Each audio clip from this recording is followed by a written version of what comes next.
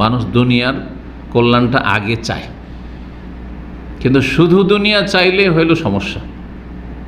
দুনিয়া চান কিন্তু 1 নম্বরে সেটা থাকবেন না, আর শুধু দুনিয়া চাইবেন না।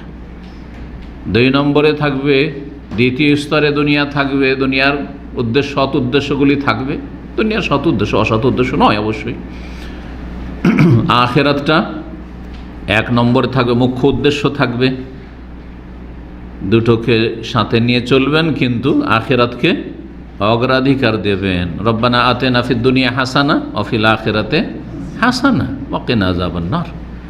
দুনিয়া এবং আখিরাত দুটোকে আল্লাহ রাব্বুল আলামিন সংরক্ষণ করতে বলে, ওয়ালা তানসা নাসিবাকা মিনাদ দুনিয়া, দুনিয়ার অংশকে ভুলে যেও না, উপেক্ষা করিও না। এই জন্য ইসলামে বৈরাগ্যবাদ, লা রুহবানিয়াতা ফিল ইসলাম, সংসার ত্যাগী হওয়া জায়েজ নয়। সবসময় মসজিদে বসে থাকা ঠিক নয়। মসজিদের সময় মসজিদে থাকো, এলেম শেখার সময় এলেম শেখো, আর তারপরে দুনিয়া রোজগার করো। না হলে কী করে চলবে? তুমি ভিক্ষা করবে? হ্যাঁ, তুমি তো ফেরেশতা না। আর তোমার অধীনে তো আরও আছে যাদের দায়িত্ব তোমার উপর রয়েছে।